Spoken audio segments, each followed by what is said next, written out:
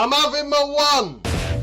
So Tom escaped. He managed to nip off all by himself into central London to go to Salute. Tom, what is it? What is Salute? Salute is, thank you, Paul, is at heart, it is a wargaming convention. So, it is, like UK Games Expo, but just somewhat more niche. Those guys are usually at the back of the one of the halls playing games. When you go over, they kind of give you a kind of like, what are you doing over here? You've got lost or something, right? But anyway, so Salute is in the XL in London, and it was great to go. It's something that I wanted to go to for a couple of years, and stars aligned this time to be able to do that. And I think it's one that I just was very keen to go and see what this part of the hobby is all about. We've kind of dipped our toes into it, right, in the last year, and a bit maybe, with what we've been doing with Black Powder and some other things we've been looking at. Um, so I kind of just wanted to go and see, what rule sets are out there, what else is this part of the hobby about, really. And it's just a one-day event, isn't it? It is, yes. So they just run it, it's a 10 a.m. till 5 p.m., something like that. And I was there for about 5 hours, something like that. And it's worth saying, you know what? I was just saying that it's a wargaming show. It's, that's their main thing, that most of the games there will involve conflict in one way or another. But there are some exceptions to that. There was somebody who had a very entertaining Mario Kart game that they were playing that looked really fun. I don't know if throwing the bananas counts as conflict or not, but that looked great. Unfortunately, I couldn't get a game every time I was there. There were loads of kids kind of playing it, understandably. But Ruining things are pesky kid. but yeah, it's something actually that we haven't spoken about, I think, a lot, that I was quite surprised at, really, is the difference of like these things. You usually get expectations, right? What something's going to be like before you go there. And it's something that I was really expecting it to be very, very historical gaming, wargaming kind of thing, really Napoleonics and World War II games. And although that was definitely there were loads of other different types of games there. And it's I guess the biggest thing that was evident was fantasy, is that it is a lot of or seems to be a big part of that part of the hobby. And I guess that's it. Is maybe we just need to talk about this is not like wargaming, it's miniature gaming, really. So there was a lot of, you know, orcs and elves and that kind of things, but stuff that felt a little bit, Warhammer adjacent as well. Um, there was even quite a lot of fancy, I don't know what you call it, like steampunk type Okay. stuff that's, like historical adjacent kind of things. So it's a bit tenuous, but a little bit scythe, diesel punk, Okay. maybe kind of stuff there as well that you'd see in some things. That being said, it's hard just to escape the fact that I'd say probably about half the stuff there was in some way connected to World War II or the Napoleonic Wars in some way or another. Okay. Um, so it's definitely very much a part of what they do. But like as we've seen looking out there, there's so many different rule sets around that time period. Right. And the other thing that is great is I guess it makes it slightly easier for licensing as well, doesn't it? Because take Warhammer and that is a hugely popular area of this kind of gaming sort of setup. But you have to, you can't just go and make some models for Warhammer. I know some people do, but they're obviously unofficial. But actually, everyone knows what a Napoleonic British soldier would have looked like, and if you want to create your little minis, I guess there's nothing stopping you, right? No, and I think that's something that was really nice about Salute is it had a real emphasis for me, I think anyway, being relatively inexperienced in this bit of the hobby, on the independence, is that a big part of it was, really, let me step back slightly. You might expect that, particularly the fantasy bit, to be Games Workshop. And although there was a bit of Warhammer or stuff that looked, I don't really know my Warhammer, but Games Workshop, you know, Yep. content available. It didn't seem to be what people were playing or what was available necessarily. Interestingly, Warlord games were there, and I suppose they're sort of the Games Workshop of historical Yeah. gaming, right? I mean, I think a lot of the people who actually set up Warlord games were expert Games Workshop anyway, right? And they do sort of dominate certain aspects of the hobby. And they're interesting that Warlord games did have a big stand, really focused on miniatures and their like bolt action and that kind of stuff. I was surprised there was nothing on their new Vanguard Normandy game they've had out, which is a bit more kind of like board gamey. Nothing I could see anyway. Um, but yeah, instead of those kind of big vendors, there were lots of small and independent publishers. A few board games, definitely, mainly kind of miniature games, but lots of shops as well. And even just a lot of clubs or even individuals who had published, as you said, their own rule set, and they were there to just kind of pitch it or demo it or just kind of show off what they've done. This is, one of the most amazing things is they people build these incredible massive dioramas of like bombed out 1945 Battle of Berlin, last stand of the Nazis kind of thing. There was this incredible table for that they spent basically a year building for this show, and that was just incredible to see the effort that people go into. You couldn't. I think they wanted to, from what I saw elsewhere. I think they wanted you to be able to have a play test of it, but I can't remember where I saw this. It might have been on the tabletop guys actually. When I watched their content about Salute, I think they said that the those guys running that big Battle of Berlin game had forgotten all their stuff.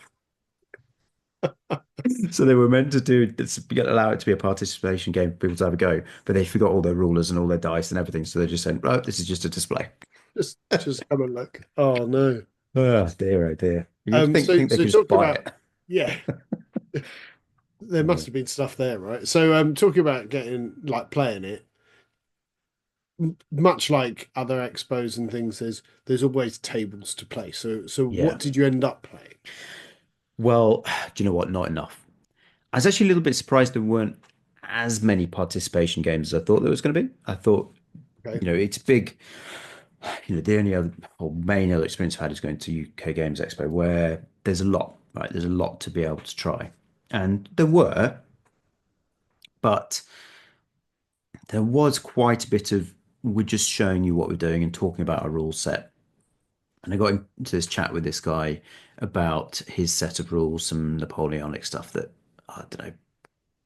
I'm never going to see him again, so I don't know why I'm being worried about it. I didn't think it sounded that good, actually. I was thinking, even from our limited knowledge of different rule sets, I thought, well, even what we played in Black Powder sounded better. He didn't sort of had to ask him some simple questions of the kind of things that we'd encountered with it, and he kind of didn't really have a good answer for it. But anyway, point is that I expected that in that conversation I was having to them to go, oh, do you want to have a go? Come play for half an hour or something. But he didn't. He was just a bit more, I just want to tell you about my rule set. And oh, by the way, if you go over the other side, you can buy it for 25 quid kind of thing. Okay. Um, so not enough, but I did have probably the biggest game I played in amount of time played, but also just sheer size of it was a huge 3-4 meter long D-Day at Omaha Beach game, which has It been looked so good on the it was photos. crazy, right? It just the Amazing. detail was phenomenal. And it was all at 6 millimeter, so absolutely tiny, your favorite scale of mine. And I had a little go at that and played it for probably about 40 minutes, having about three turns. And it was a chap with his two teenage sons running the game, and they're doing a pretty good job of teaching it.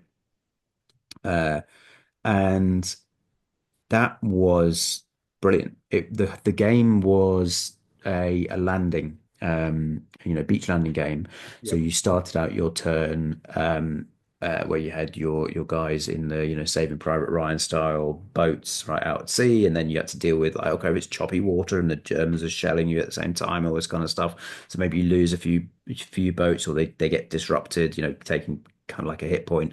Then you had Yep. to deal with getting onto the beach. Then you had to go the next little bit, get past the obstacles. I didn't get any further than that. Like the beyond the obstacles were Germans to actually fight and stuff. But really well done and actually quite clever in the way in which they'd done it for a convention. In that you can imagine with that kind of kit on the board, you're like, okay, we've all got to go now. Everyone go away for half an hour while I reset it all. They didn't at all. They had come up with a very clever system where it was everybody coming for a little demo was kind of just doing another wave Okay. Yep. of attack. So you'd have your go, and you'd do your on your turn. You'd do your boats, the board was split down into sections. So you weren't playing 4 meters of game at the same time, but you'd kind of play your little section of the beach. So you'd have maybe 5, 6 people playing at the same time if you wanted to. But then when you'd had enough, you'd had your 2, 3 goes to kind of see how it all hung together. You'd just then step away, and somebody else could sit down, and they would start from the beginning, and they would do their boats and bring them in. And the guys who were still on the beach from my turn were just the first wave who were just getting shot up, and you could Still, use yeah. them. So quite clever. They won a prize, I think. I think there's one best participation game, and you can Yeah. see It why. looked amazing.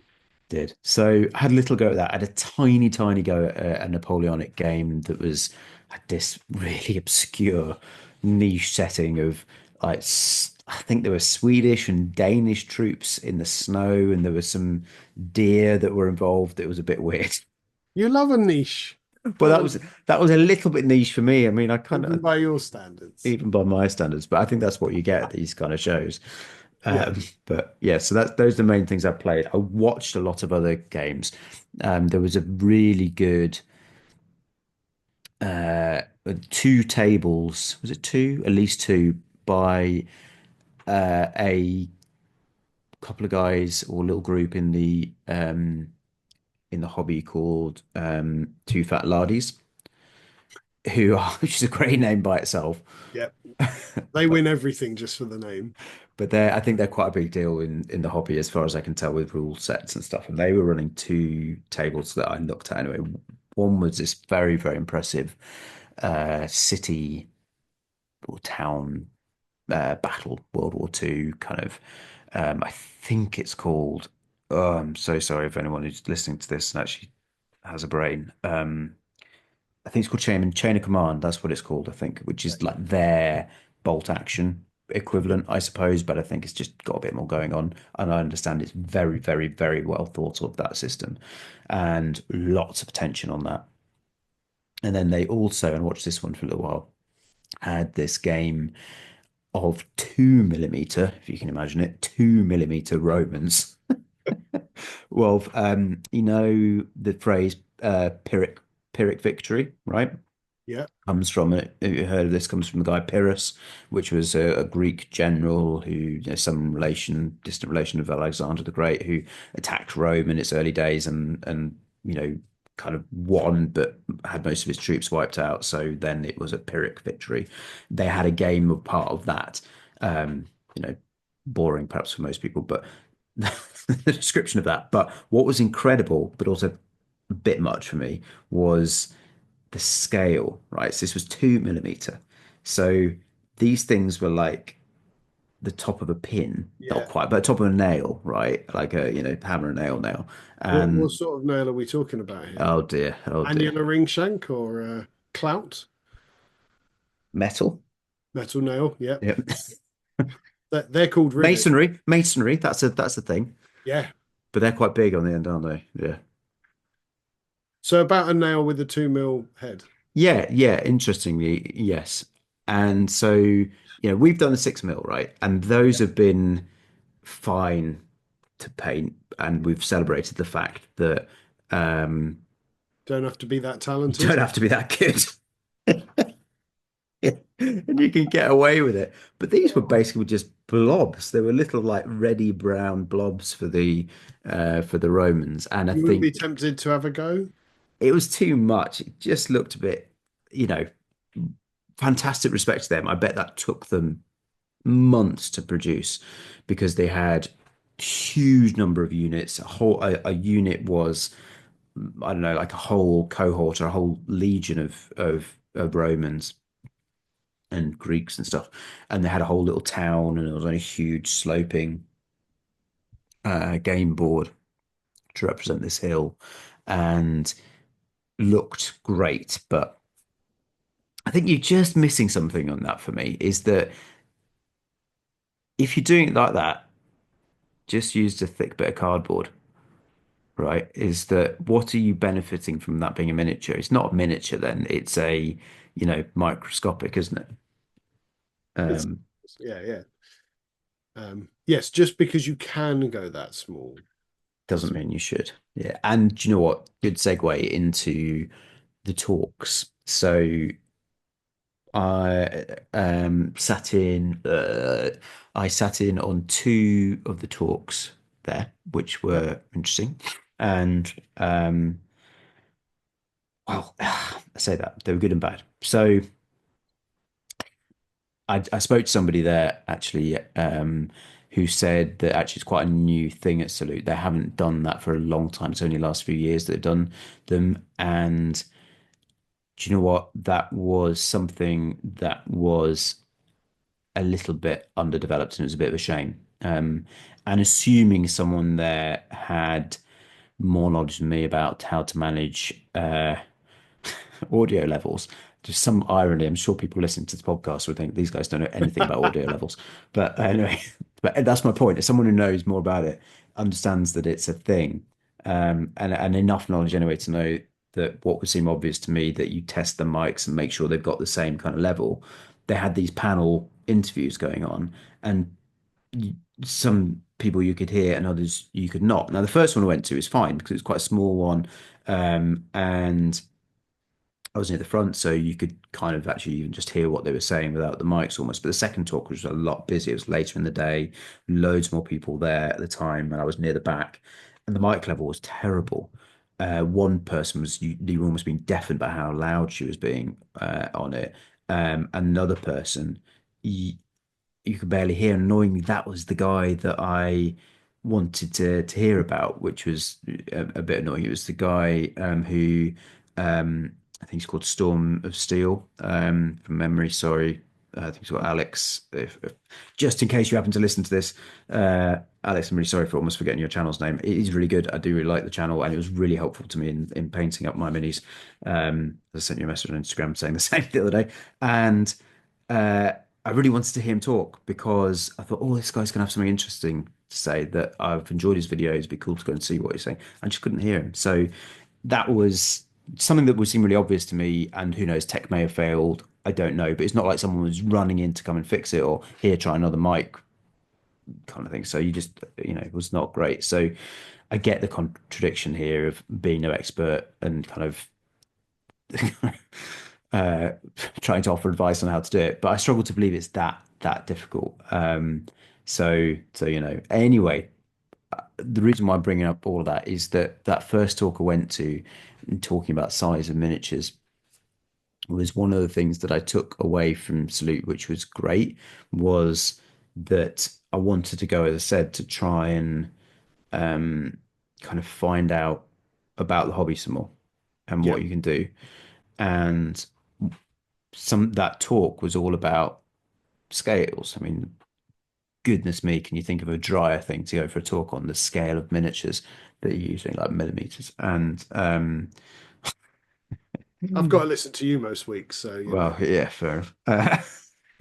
And it's the value of playing at these different sizes. And these guys were all, this panel was like, yeah, the value of playing, epics or miniature, like really mini 6 mil kind of games.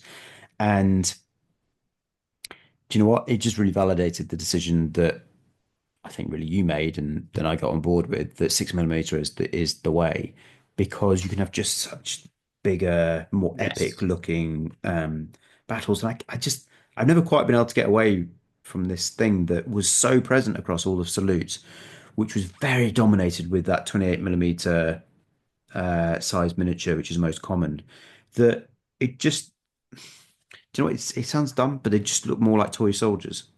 They look like kids' toys almost more, and I just don't think you get the sense of scale, and I just don't think it looks as good I as the think 6 mil. that the 28 mil work really well for skirmish battles. Right.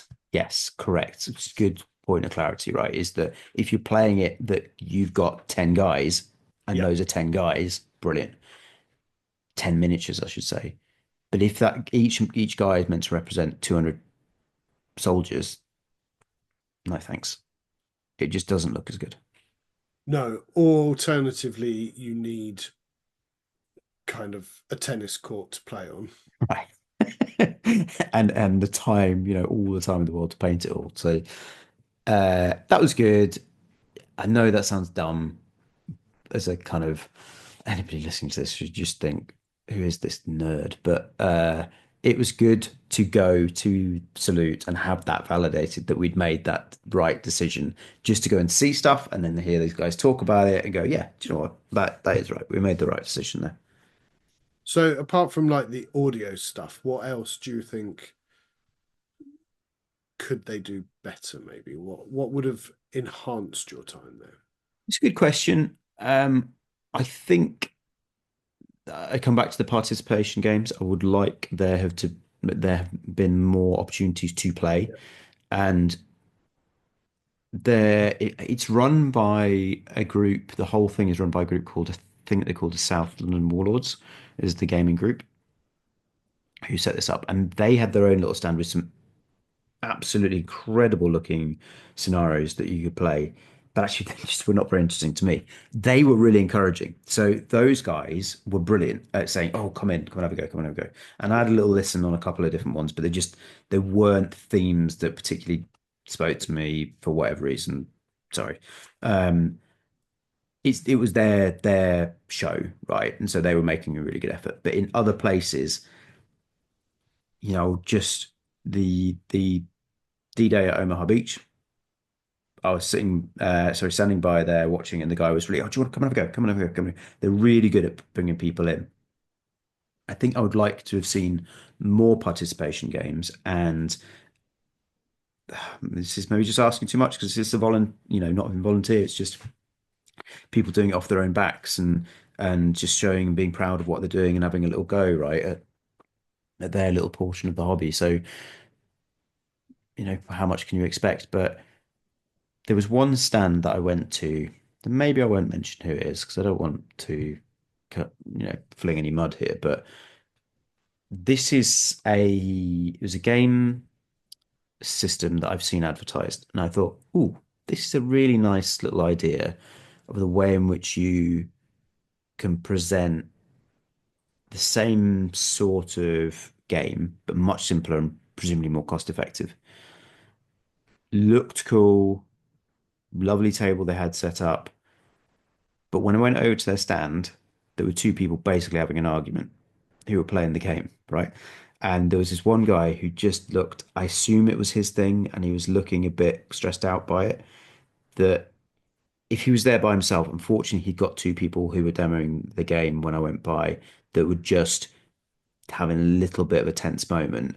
And that was not brilliant because Yeah. it made me go, "Ugh, I don't want to get involved with that." And then I wandered off. If those people playing that game were the guys who are running it, then you've just got the wrong idea, lads. That is not how you demo it at all. That you can imagine that what you want is, as there were other places, there to be a good vibe around the Yeah. table that you've got and people playing it. So, I guess what am I driving at in a typically long-winded way? I kind of wish that there was sometimes with these things, they were slightly more professional, which is in the way in which it's presented. But I say that in the same breath as saying that is totally unreasonable because these are amateurs who are just doing it for the love. So, Yeah. And I mean, you and I have both in different contexts both done trade shows, and even one day is incredibly difficult yeah, trying to keep that the energy, right? happy welcoming mask on and stuff like that. And it takes, I think, a certain type of person to be that outgoing, engaging Totally. person to draw them into your stall and things like that. And there are different styles and ways of doing that, but I guess just because can design a very good system or create some lovely miniatures, it doesn't mean you're the type of person who can then draw a crowd at an No, expo. and I guess let's not pull too many punches. I think, unfortunately, probably a lot of the people who are interested in doing that kind of thing are people who I don't think it's being completely unreasonable to say are not always the most socially adept individuals, right? Is that a kind enough way of putting it? Well, as one of them myself, Well, maybe you'd say you and me both. I don't know. Yeah. I didn't Yeah. want to. I didn't want to. Hey, I'll tell you one other thing that was quite interesting there that was really in the fantasy side of things that's I think it's quite a big deal is the painting competition. There was actually something that, I've painted now our black powder stuff, right? And I've Yep. painted some Dead Man's Hand figures that Neil gave me just to have a little play around and practice with. That he's got them now. For some people, the painting bit is as much a part or bigger part than the playing the game, Yeah. right? Some people don't ever play. They just love the miniatures, assembling and painting them. I don't think I've as much as I've surprised myself with how much I've enjoyed the painting. I don't see myself ever getting there because it's a means to an end. Ultimately, it's a relaxing activity, Yeah. but I just want to play the game. But a big part of what they were doing there was um, uh, painting competitions, a few little tutorials is a big thing for kids. There were actually a surprising number of children here, really, at this show, and kids with here's some paints and a little mini, just have a little go. You know, lots of that going on, and a big painting competition when I first arrived. Actually, although it was quite busy, as in trying to get in was quite busy, it was suddenly I was like, oh, there's loads of space. Where is everybody? It's because I think most of the people at the front of the queue were in line to hand in their Okay. competition entries for the painting, right? So I think it's a big thing for some people to get their work judged. Um, and there were some really impressive pieces put in. I didn't have a long look, but it's definitely a big part of what they offer at Salute as well, is that painting side of things. And I think the chap's called Duncan Rhodes, I think. Is it Yep. Two thin paintings? coats. What's it called? Two thin coats. That's right. That's right. Yeah, he had all that business had a stand there as well, where they were doing some cool stuff with just teaching, I think, some basics of how to paint minis, which was cool. You know, Yeah. Also, former Games Workshop. It's so many people are, I think, Yeah. right? He Duncan was their sort of go-to painting tutorial. I think a lot of people who, whether they painted Warhammer or not, they probably picked up hints and tips of how to paint something from him. So yeah, And there's also, it is a niche thing to go to, right? But they know their crowd. There's also a whole load of uh, history books for sale. There were like short campaign books for playing with your games, but also a look just there were at least three, four stands that were here's just some historical books on military history mostly, but there was a lot of that kind of thing going on there as well. Um, and look, I don't want to make it sound like it is super niche. Osprey were there, Warlord Games were there. Are they called Wayfair Games? Were there? yeah. They were the big sponsors. Wayland. Wayland Games, that's right. Yeah, That's it. I just go to Chaos Cards, but apparently there's another one. I know which side is it. Um, uh, Wayland Games and other biggish um stands are there. Do you know what? There was a fun little thing actually. I wish I'd had a go at this. I passed it and then forgot to go back. Was a new thing from Osprey, which is called Harefoot Jousting. I, just a kind of silly little skirmish game, which is where you've got like hobbits essentially on the back of small woodland creatures, chickens and stuff. They're not really woodland, but you get the idea.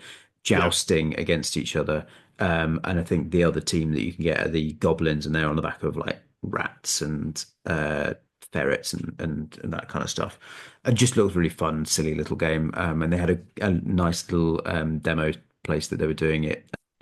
So all these nice shiny things there. Hmm. Most importantly, did you get the old wallet out? Well, you probably don't use a wallet, do you? Did you get your money roll out? Money roll. So yeah, did you part with any cash digitally or otherwise? And what did you get to go home with? So yes, I was very tempted by a great many things, as often the way, but I tried to be reasonably good. I did have a good old browse of what they were doing with Bacchus, who are the guys that we've got our 6 millimeter, but Yep. they tended to be selling mostly like starter sets and complete sets, and I don't want to invest in another, another set like that at this point. But one of the things that we're starting to look at a little bit is having played Black Powder, and we want to do more with that.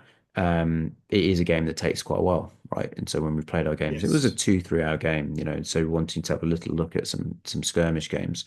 And one of the games that we've talked about is again from Osprey, is a rule set called Lion Rampant. Yep.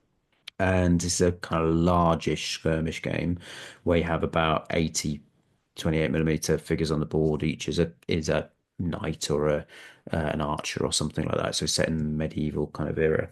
And it absolutely embraces the fact that you could play Robin Hood or whatever with it if you wanted to. And so bought a bit of stuff to do with that. So some new bits of plastic to assemble and paint up at some point, which are definitely just in a pile and haven't got around to it at all. And some other bits and pieces to go with that, but not a lot actually. I was pretty good because the thing that so far I only just got into it. I know I've sort of done the opposite of what people do to a certain extent, is that it's just like, oh, buy a new set, buy a new this new army or whatever. Yeah. And I have sort of done that, but we had such a good time playing Black Powder, and I'm actually just keen to kind of go back and do that again Yeah. and do more and get more and play some more of it. And that wasn't really at the show. So Bacchus had some stuff, and apparently there were some other guys who had some 6 millimeter stuff, but I couldn't really find it when I was going around. It's not as popular as those bigger scales. Yeah. So I was actually pretty good. I kind of, apart from that, I bought myself the Lion Rampant rule book. We'd had it as PDF before, but I got it as the actual copy because I find it just a bit easier when I'm trying to learn a game. Uh, but yeah, it was pretty good. Didn't really spend too much more other than that. So now you've been for the first time. Mm. If they're going to have to wait nearly a year by the time this is out, but if someone is then keen to go next year, what advice would you give? What Good key? question. Thank Oh, you. I thought it was a good well question. done, you. Yeah, good job. Uh, I think as always, with these things, try and get in there early because it does get busy. Yep. And even though this is a small-ish show, it's just one big room. There were still 7,000 people there, I think, over the course of the day. So it did get quite busy. So if that's also part of, if you're somebody who's maybe a little bit more socially anxious, kind of think about how you're doing that. It was a little bit quieter first thing in the morning. I got there at about 9:15, and I was in the doors just before 10. So there was a bit of queuing, but got in. So that's the one thing. I think certainly don't do necessarily what I did. My big thing, because that was my objective for what I wanted to do, is just see it. I just wanted to walk around and see everything they had. So I spent the first hour and a half just wandering, just going up and down, looking at everything. Um, and I don't know if I've emphasized that enough, is there's a huge amount to look at and buy dice and scenery and all this kind of stuff as well. Yeah. So sure, if that's what you do, like me, then great, if that's what you want to do. But I think probably try and get into some more of the participation games that are available. That's something that I wish I'd done a bit more. And I think just talk to people. If I ask my wife, I'm not always the most social person. There are those people, we all know them in our lives, who just go into these things and just start chatting with random people about whatever, right, and talk to them for an hour. And I don't know that I'm always one of those people, but I tried to do it, and I think it's a really important part of it is to go and chat to people where you can, on some one-on-one. It doesn't have to be, big table with loads of people if that makes you nervous for whatever reason. Um, I had some really just quite light conversations about what people were doing. They're so keen, like if they've gone to the effort to come to the Salute show to show off what they're doing, they've probably got enough about them to be able to talk about that, right? And so hearing about what they've done, they've always got their little story about, this is my rule set, or this is the battle, or whatever conflict or game I'm trying to do, then have a chat to them about it. They'll very, very happily talk to you for a few minutes about it, for sure, more than a few minutes sometimes. There were a couple of conversations I got into. I was like, yep, okay, I've heard enough now. How do I leave?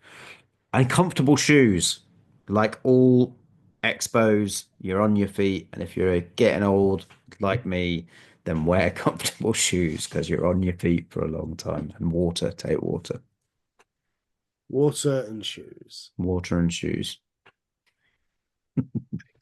Podcast title. Yeah.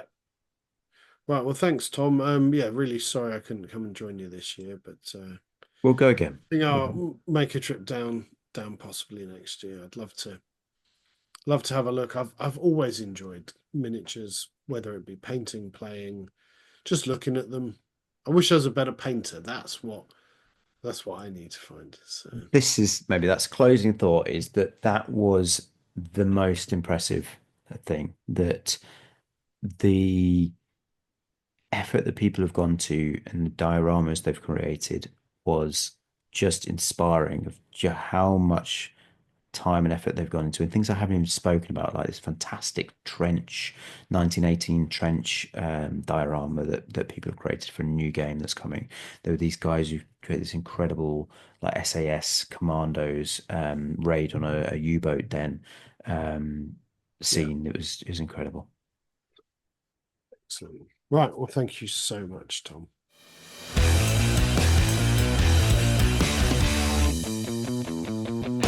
I'm having my one.